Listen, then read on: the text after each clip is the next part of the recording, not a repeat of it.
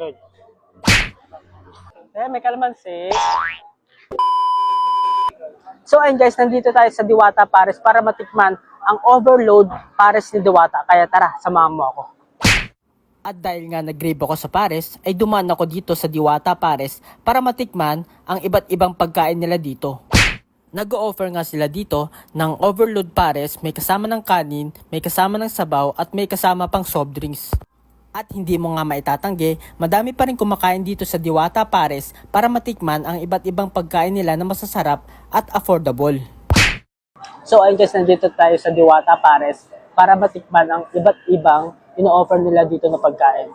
Nantikman na natin yung pares ni Diwata.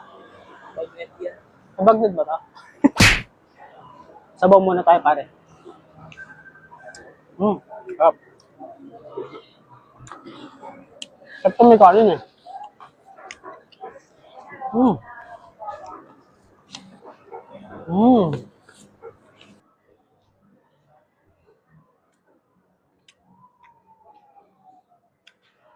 Solid pare.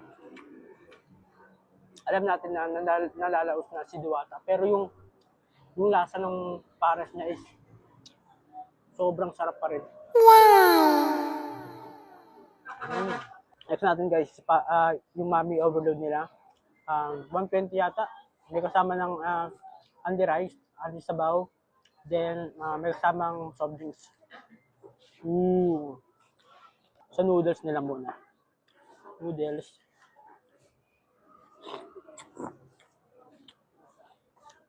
Sarap talaga. Solid.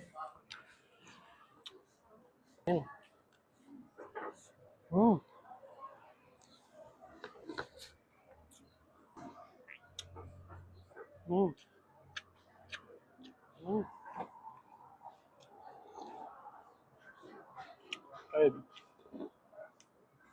Taba. Ay, nasaktan ka?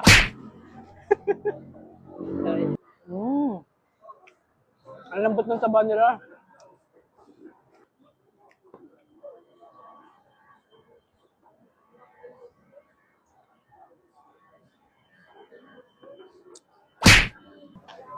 May mga iba't ibang branch na nga rin sila. Sa Caloocan, Pampanga. Tapos, this 16, meron silang bubuksang Diwata Pares Overload dito sa Calamba, Laguna. Kaya sa mga gusto pumunta dyan, pumunta na kayo dito. Solid.